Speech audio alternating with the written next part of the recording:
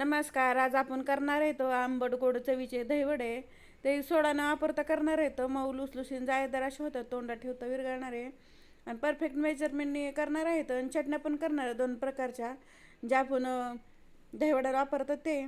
रेसिपीला सुरुवात करू. ही 1 वाटी उडदा डाळ घेतलेली आणि अर्धी वाटी मुगाळ डाळ घेतलेली. तुम्ही पूर्णपणे उडदा डाळीपासून पण करू शकतात, पण मुगाळ डाळ टाकली की वडे हलके होते. तर त्यात पाणी वाटायचं आणि 2 ते 3 पाण्यास हाताने चांगलं चोळून धुवायचं, कारण ह्यामध्ये भरपूर अशी डाळीमध्ये पावडर असते. बाकी ती अशी पावडर दिसते आपल्या डाळीमध्ये. त्यामुळे 3 ते 4 पाण्याने जवळून थोडं चांगलं धुवून घ्यायचं. हे धुवून झालं की त्यामध्ये भरपूर पाणी टाकणार आहे आणि भरपूर पाणी टाकून 5 ते 6 तासासाठी किंवा रात्रभर भिजत ठेवायचं. 5 ते 6 तासानंतर डाळ चांगली भिजलेली आहे आता.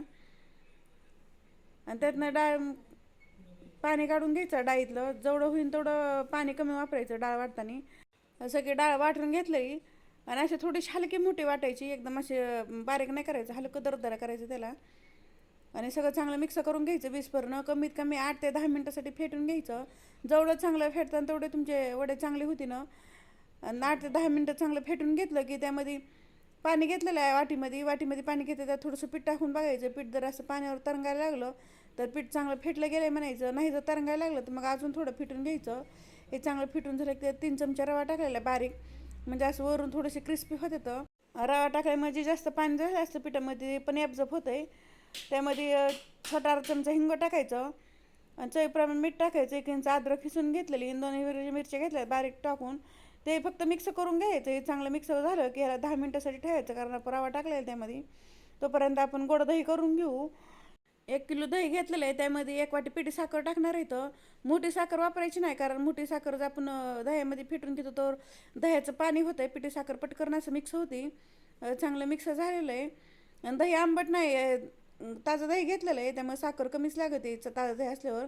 हे आता चटणी करून घेणार आहे. तर कोथिंबीर आणि पुदिन्याची भरपूर अशी कोथिंबीर टाकायची, थोडंसं पुदिना वापरायचं. 1 इंच अद्रक आणि 4 ते 5 हिरव्या मिरच्या, 1 छोटा चमचा जिरे, चवीप्रमाणे मीठ टाकायचं आणि 2 चमचे दही टाकायचं. थोडंसं पाणी, 2 चमचे शेव टाकले. शेव जर नसेल टाकलं तर फुटाणा डाळ किंवा फुटाणा टाकलं तरी चालतं आहे. आणि त्याला मिक्सरमधून चांगली बारीक वाटून घ्यायची. चटणी तयार झाली. आता ही चिंच गुळाची चटणी करून घेणार आहे. तर हे 1 तासासाठी चिंच भिजत घातली होती, साधेच पाण्यात टाकली होती. हे चिंच चांगली भिजलेली मोठ्या भांड्यामध्ये काढून घ्यायचं. आणि जेवढी चिंच आहे तेवढाच गूळ वापरायचा, किंवा थोडंसं जास्त वापरलं तर चालतं, किंवा थोडी साखर जरी टाकली तरी चालतं. हे मिक्स करून घ्यायचं आणि गॅसवरती ठेवायचं शिजायला. लो तर मिडियम गॅसवरती 7 ते 8 मिनटासाठी चांगली चिंच आणि गूळ शिजून घ्यायचं आहे. गुळ आणि चिंच चांगलं शिजलेलं आहे. चाळणीवर काढायचं आणि चाळणीमधनं सगळं चिंचचं गर काढून घेणार आहे. तर हे सगळं चमच्याने असं फिरून फिरून सगळं काढून घेणार आहे. तर असं गाळणीनं करून घेतलं म्हणजे त्यात चिंचुके किंवा काय कचरा असतं तर निघून जातं. तुम्ही मिक्सरमधनं फिरून असं चाळून घेतलं तरी चालतं आहे चाळणीनं. चटणी अशी तयार झाली. अशी चटणी पाहिजे आपल्याला. त्यामध्ये आता मसाला टाकून घेऊ. थोडंसं साधं मीठ टाकलेलं आहे, थोडं शेंदा मीठ टाकायचं, लाल तिखट, भाजलेला जिरा पावडर, गरम मसाला टाकून घ्यायचा, काळी मिरी पावडर टाकायची आणि सगळं चांगली मिक्स करून घ्यायचं चटणी. आता बाकी छान अशी चटणी तयार झाली, गोड आंबट अशी. आणि चटणी तुम्ही भेळ किंवा पाणीपुरी कशाला वापरलं तरी चालतं आहे. खूप छान अशी चटणी होती आणि एकदा करून ठेवतं वर्षभर राहते फ्रीजमध्ये, हवाबंद डब्यामध्ये ठेवायचं आहे. वर्षभर चटणी टिकती. पाण्यामध्ये हात बुडवायचा आणि पिठामध्ये थोडंसं पीठ घेणार आपल्या जेवढा वडा करायचा तेवढा. पाण्यामध्ये हात बुडवला म्हणजे हाताला चिटकत नाही आहे. आणि जसे फाय तसे आपल्याला वडे टाकून घ्यायचे, पण जास्त पण मोठे करायचे नाही. तर त्याला मग टाकल्यावर फुगतात, पण आपण पाण्यात भिजवल्यावर फुगते. तर त्यावरून थोडंसं तेल टाकून घ्यायचं झाऱ्याने, म्हणजे वरच्या बाजूकडून बी चांगले शेट होते. तर वरच्या बाजूकडून चांगलं शेट झाले की त्याला फक्त असं झाऱ्याने फिरून घ्यायचं. असं फिरलं म्हणजे सगळीकडून एकसारखा कलर येते. सगळीकडून एकसारखे तळले जाते. तर गॅस लो ते मिडियम ठेवायचा, मोठा गॅसवरती नाही तळायचं, लो ते मिडियम गॅसवरती तळायचं, म्हणजे आतमध्येपर्यंत चांगलं असं तळले जातात. आणि तेल पण असं कडकडीचं गरम करायचं नाही आहे.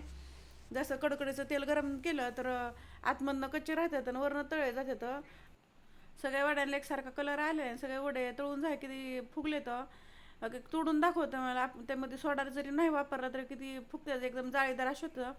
फक्त त्याला असं चांगलं फिटून घ्यायचं, म्हणजे सोडा टाकायची काही गरज लागत नाही. गरम पाणी घेतलेलं आहे, त्यामध्ये थोडंसं हिंग टाकायचं 1 पिंच आणि थोडंसं मीठ टाकायचं. असं टाकल्यामुळं वड्यांना खूप छान अशी चव येते. कारण आपल्याला पाण्यामध्ये भिजवायचं, त्यामुळे थोडं टाकायचं त्यामध्ये. ते टाकून झालं की मिक्स करून घ्यायचं आणि जे आपण वडे करून घेतले होते त्यामध्ये टाकायचे, आपल्याला जेवढे खायचे तेवढे. त्यामध्ये सगळे वडे टाकून घेतलेले इथं आणि याला 5 ते 7 मिनटासाठी भिजत ठेवायचं. भिजून झालं की वडे किती फुगतात बा, किती मोठे मोठे वडे फुगून झाले तर असं हातावरती घ्यायचं आणि दोन्ही हाताने असं हलक्या हाताने दाबून घ्यायचं, जोरानं दाबायचं नाही. वडा बा कसा दिसतोय फुगलेला आता. आणि त्यातनं पाणी काढून घेतलं आपण की जसा आहे तसाच वडा होत आहे. त्यामुळे वडा चांगला असं मऊ आतमधनं झालेला आहे, त्यामुळे ते असं दबत नाही आहे. हे सगळे वडे आता प्लेटमध्ये ठेवून घेऊ, आपल्याला जेवढे खायचे तेवढे. हे प्लेटमध्ये वडे ठेवून घेतले की त्यावरती गोड दही टाकून घ्यायचं. भरपूर असं दही वापरायचं, म्हणजे खूप छान असे दही वडे लागतात खायला. हे दही टाकून घेतलं की त्यावरती चिंच गुळाची चटणी टाकणार आहे चटपटीत. हे चटणी टाकून झालं की त्यावरती हिरवी चटणी टाकून घेणार आहे, कोथिंबीर आणि पुदिन्याची.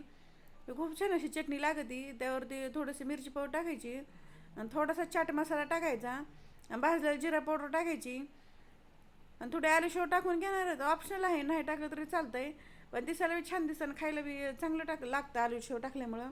अगदी छान असे दहीवडे चटपटीत आणि मऊलुसलुसे दहीवडे तयार आहेत. तोंडात ठेवतं वेगळ्या असे दहीवडे तयार आहेत परफेक्ट मेजरमेंटनी. हे रेसिपी एकदा नक्की तुम्ही ट्राय करा आणि कमेंटमध्ये सांगा. लाईक करा, शेअर करा आणि चॅनल जर नवे असेल तर सबस्क्राईब करा.